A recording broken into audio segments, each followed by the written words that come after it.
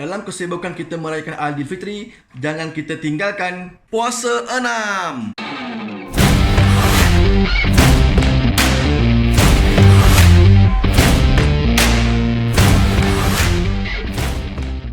Assalamualaikum warahmatullahi taala wabarakatuh.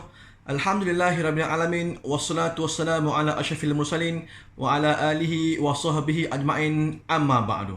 Dalam video kali ini saya nak kongsikan kepada anda tentang puasa 6 di bulan Syawal. Apakah yang dimaksudkan dengan puasa 6? Bagaimanakah cara untuk kita berniat puasa 6? Dan apakah kelebihan bagi mereka yang berpuasa 6? Serta beberapa perkara dan juga persoalan yang melingkupi puasa 6.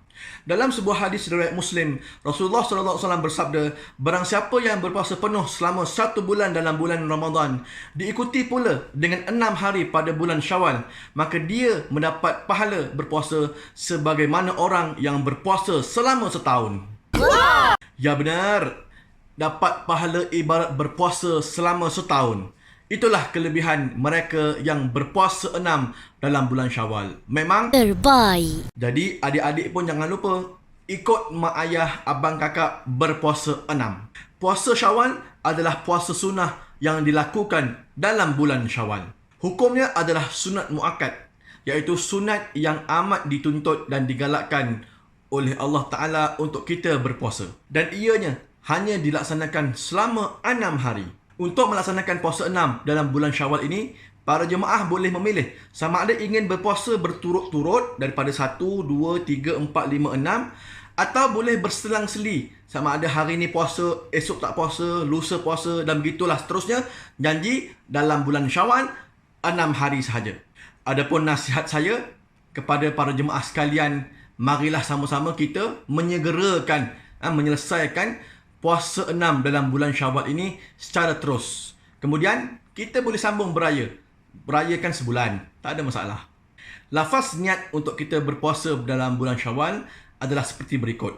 Nawaitu samma ghadin an adai sunnat syawali lillahi ta'ala. Aku berniat puasa sunat Syawal esok hari kerana Allah Ta'ala.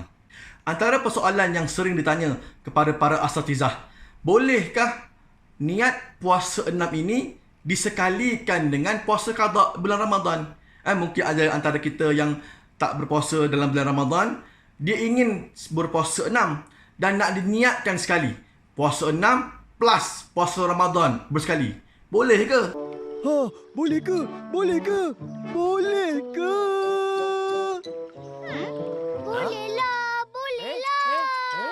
Iya, boleh. Maka jawapannya adalah seperti berikut. Sesiapa yang berbuka puasa dalam bulan Ramadan tanpa sebab keuzuran, maka wajiblah bagi dia mengqadakannya serta-merta setelah habis bulan Ramadan dan setelah berlalunya 1 Syawal. Ini bermaksud orang yang tidak berpuasa dalam bulan Ramadan atas faktor-faktor yang tidak syar'i, maka dia tidak boleh menyengkalikan niat puasa qadanya dengan puasa 6 dalam bulan Syawal. Maka golongan ini hendaklah berniat puasa qada terlebih dahulu, maka barulah boleh dia berpuasa 6 dalam bulan Syawal. Golongan-golongan yang puasa yang yok, pagi-pagi buka periuk, ini tak boleh. Dia orang kena qada dulu, kena qada dulu puasa-puasa yang kita tinggalkan itu, barulah boleh puasa 6 dalam bulan Ramadan. Maka seseorang itu tidak boleh mendahulukan puasa 6 yang sunat daripada puasa qadanya. Wajib atas dia melaksanakan puasa qadanya terlebih dahulu, kemudian barulah diikuti dengan puasa 6 dalam bulan Syawal. Adapun sekiranya jika dia meninggalkan puasa dalam bulan Ramadan atas faktor-faktor yang syarak, seperti menyusukan anak, ibu-ibu mengandung, orang tua yang memang sakit, yang tidak boleh berpuasa, sakit-sakit yang kritikal, bermusafir dan sebagainya, maka golongan ini boleh melaksanakan puasa 6 dalam bulan Syawal tanpa mendahulukan puasa qadanya. Kerana puasa qada pada mereka itu bersifat muwassa', iaitu bila-bila masa saja selama setahun mereka boleh mengqadakan puasa Ramadan selagi belum tiba bulan Ramadan yang akan datang. Persoalan kedua yang timbulkan adalah, bolehkah kita menggabungkan dua niat puasa dalam satu puasa? sahaja aku puasa qada dan puasa 6 kerana Allah Ta'ala. Adakah dibenarkan? Maka pendapat yang mutamat di kalangan para ulama, diharuskan hukumnya. Walaupun hukumnya harus menggabungkan dua niat puasa dalam satu puasa dan mendapat pahala kedua-duanya dalam pendapat yang dhaif, namun begitu adalah satu perkara yang terbaik untuk kita mengasingkan puasa-puasa tersebut.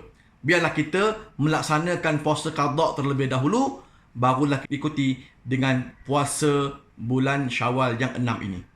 Mudah-mudahan segala amalan yang kita lakukan diterima oleh Allah Subhanahu Wa Taala dan kita tergolong dalam golongan orang-orang yang bertakwa. Baik, itulah tadi sedikit perkongsian yang saya boleh kongsikan kepada anda berkaitan dengan puasa 6 dalam bulan Syawal. Mudah-mudahan bermanfaat untuk diri saya dan diri tuan-tuan semua. Kepada anda yang baru saja menyumpai channel ilmu ini, jangan lupa untuk menekan butang subscribe di bawah dan menekan butang loceng untuk notifikasi sekiranya saya mengupload video-video yang terbaru, dan insya-Allah saya akan berusaha dengan lebih keras lagi untuk sama-sama memperbanyakkan lagi sudut perbincangan ilmu dari masa ke semasa. Di kesempatan ini juga, saya ingin mengucapkan salam Aidilfitri, salam Lebaran untuk semua yang menyaksikan IC Share channel YouTube ini. Dan stay at home, stay safe, #kita jaga kita. Assalamualaikum warahmatullahi taala wabarakatuh.